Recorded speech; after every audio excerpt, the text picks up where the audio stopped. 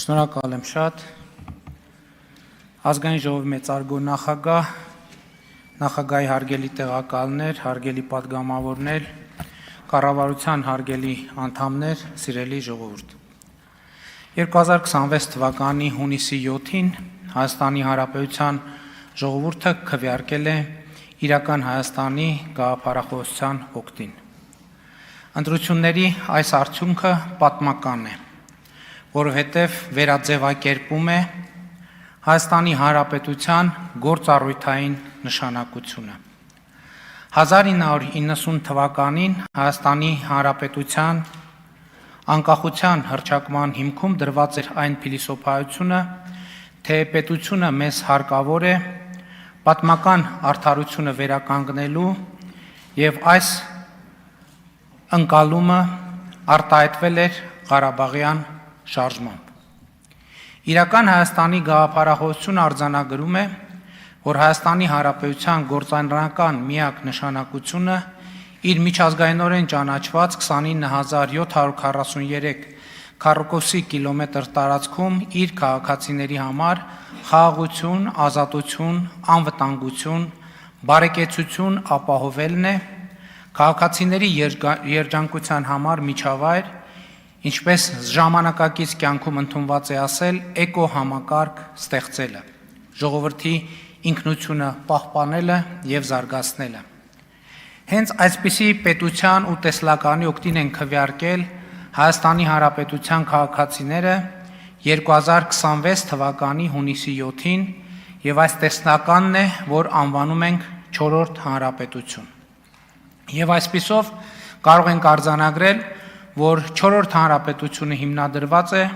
4-րդ հանրապետությունը իրականություն է։ Այն, որ հենց խաղաղ կյանքի պետությունն է, մեր ժողովրդի ակնկալիքը,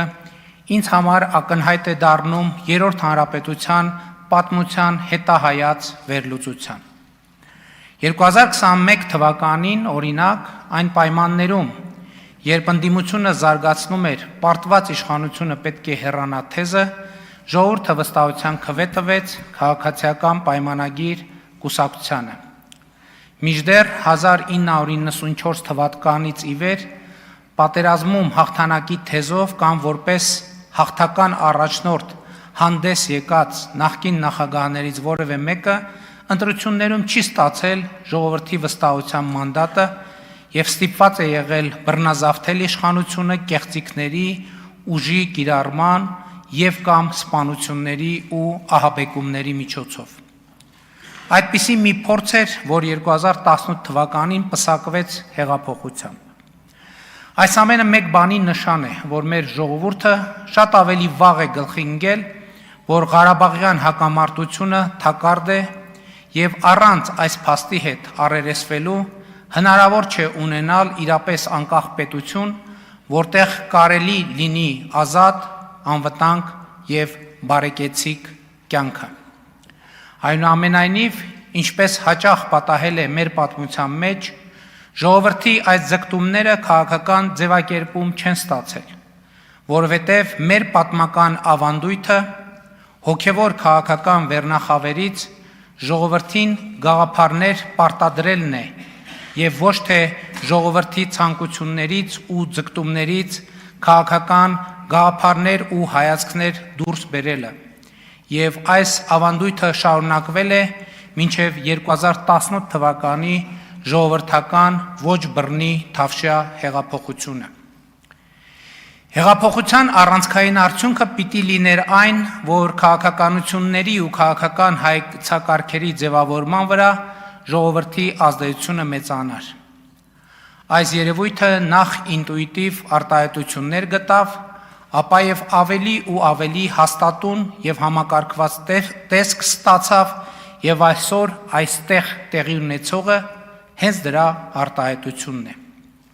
Եւ հետեւաբար ինձ համար մեծ պատիվ է